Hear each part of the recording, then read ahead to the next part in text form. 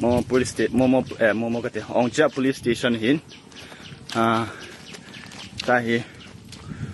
cu kia mi họ bộ mấy téo lại ngay gì chú đào độ cái mấy tao vậy Momo police station này tao em ít tao Momo cái ông cha police station mà sao cái chỉ là cái bên ngâm gì đâu ta hiểu ta phát ta vậy đi cả độ kiện lại đi hết chứ ai cụ cái này phần này cái làm lê lê ta hay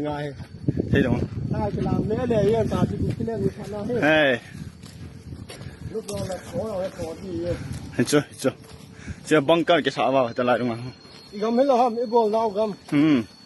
đây tại cái này lấy tê băng cái rồi vậy tao cái số shit bị gam ta đây là bol lại bol police station nào cái hal hạ bị gam ta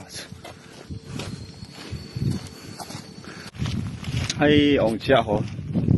lâu in mun cái đó yêu sẽ hal hạ gam ta in khát trang cái tung hệ ông cha đi ta